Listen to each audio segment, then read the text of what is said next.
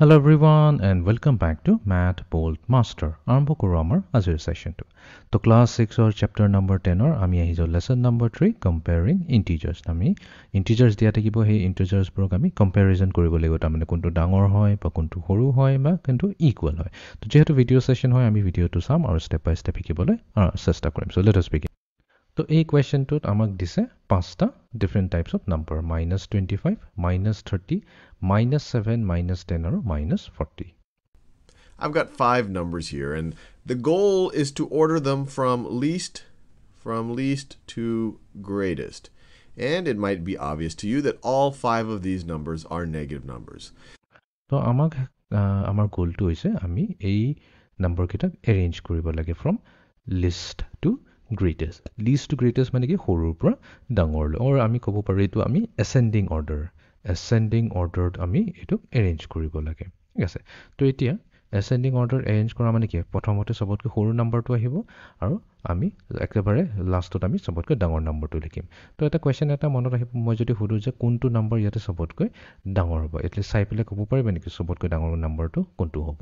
তো মনত may be আহিব পাৰে, যিহেতু আমি জানো 40 বুলি এটা ডাঙৰ নাম্বাৰ, তো মে বি হ'ব পাৰে এই নাম্বাৰটো চবতকৈ ডাঙৰ নাম্বাৰ, বাট সঁচাকৈ জানো হ'ব এইটো এটা ডাঙৰ number.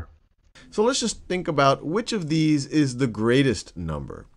And you might be tempted to say, oh, well, 40s would, if these were all positive, 40 would be the greatest. So you might be tempted to say -40 is the greatest. But you have to realize what the negative is telling you. And to think about that, think about if these were your dollar amounts in your bank account. Would you rather have -$40 in your bank account or -$7 in your bank account? -40 means that you owe the bank $40. So it's 40 less than having nothing. -7 would mean that you owe the bank only $7. So it's actually the case that -40 is less than -7. And out of all of these numbers, it is the least of all of them. So -40 is... তো ইভেণ্টটো আমাৰ দেখিলে লাগিব কি এইটো 42টো বহুত ডাঙৰ হয়, এইটো চবতকৈ ডাঙৰ নম্বৰ হয়। ইনফেক্ট একচুৱেলি এই গোটেই নাম্বাৰ ছিকুৱেঞ্চত চবতকৈ সৰু নাম্বাৰটো হৈছে এই -40হে। তো এইটো অলপ বুজি পাবলৈ অলপ কনফিউজন হ'ব পাৰে, বাট এইটো বেষ্ট ৱে হৈছে মাইনাছ চাইন যদি থাকে আমি টকাৰ হিচাপত চালে হ'ল, যেতিয়া এটা নাম্বাৰৰ আগত যদি মাইনাছ চাইন লগাই থাকে সেইটো মানে হৈছে ধাৰ। এতিয়া এনেকুৱাকৈ মনত ৰাখিলে হ'ল, এতিয়া তুমি তোমাৰ ফ্ৰেণ্ডক দিব লাগে 40 ৰুপিজ, তাৰমানে ধাৰ লৈ ৰাখিছা, 40 ৰুপিজৰ ধাৰ এটা লৈ ৰাখিছা, আৰু আন এটা ফ্ৰেণ্ডক দিব লাগে 7 টকা ধাৰ। তো অবভিয়াছলি ইয়াতে কোনটো ধাৰ কম হয়? আমি জানো 7 টকা ধাৰটো বেছি কম হয়। তো যিমান কম ধাৰ হ'ব সিমান আমাৰ কাৰণে বেছি ভাল হয়, আমাৰ কাৰণে সেইটো বেছি ডাঙৰ বুলি কওঁ, আমাৰ বেছি তাৰ হেৰিটো থাকে, ভেলুটো বেছি থাকে। তো সেইকাৰণে আমি ক'ম যে -7টো একচুৱেলি -40তকৈ ডাঙৰ হয়। ঠিক আছে, তো এইটো মে বি এতিয়া অলপ বুজি পাবলৈ অলপ কনফিউজন আছে, যেতিয়া আমি নাম্বাৰ লাইনেৰে কৰিম এইটো বস্তু আৰু ক্লিয়াৰ হৈ যাব।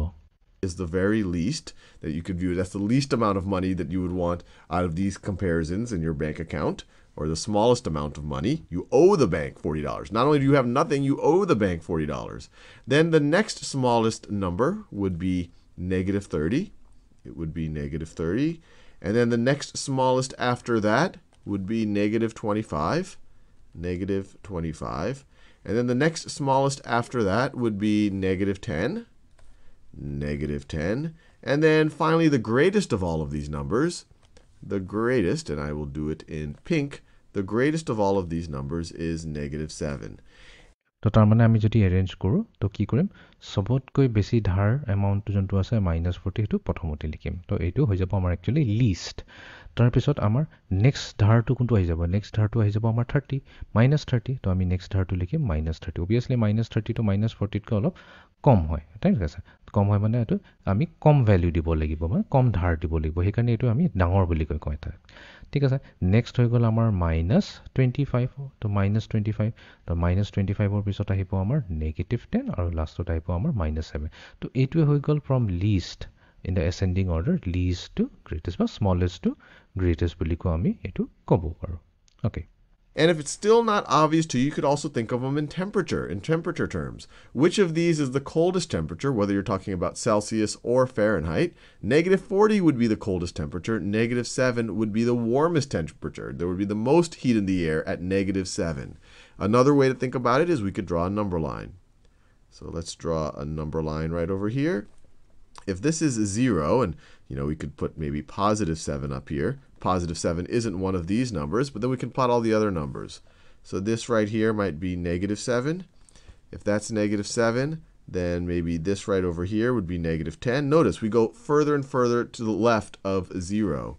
And then we go a little bit further to the left, we get negative 25. A little bit further to the left than that is negative 30. Negative 30. And then you go even further to the left. You go even further to the left, and you get to negative 40. So look at, if you think of it this way, the least of these numbers is the one that's furthest to the left of on the number line, and the greatest is the one that's furthest to the right.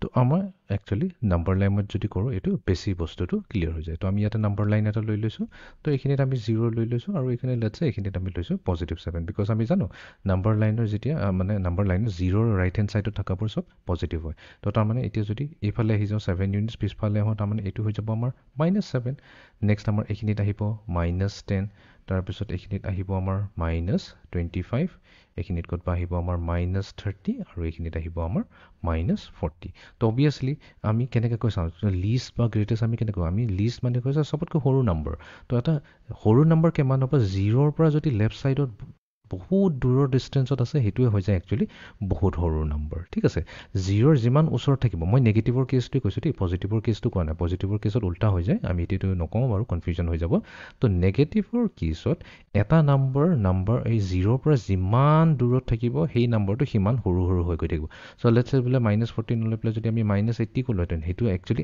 আৰু বেছি সৰু হ'লহেঁতেন because এইটো 0তকৈ আৰু দূৰত আছে ঠিক তেনেকৈ -30 যদি কওঁ তো এইটো 0তকৈ দূৰত আছে বাট একচুৱেলি -40 ইয়াতকৈ বেছি দূৰত আছে সিমানো দূৰত নাই তো সেইকাৰণে আমি -40ৰ নেক্সট ডাঙৰ নম্বৰটো লৈছোঁ -30 ইনফেক্ট -30 -40তকৈ ডাঙৰ হয় নেক্সট আমাৰ আহি গ'ল -25 এইটো -30তকৈ ডাঙৰ হ'ব -10 -25তকৈ ডাঙৰ -7 -10তকৈ ডাঙৰ তো আমি ধুনীয়াকৈ এইটো এৰেঞ্জ কৰি দিলোঁ from least to greatest or increasing in ascending order তো এইটোৱে আছিলে আমাৰ আজিৰ ছেশ্যনটো so' see you in the next session thank U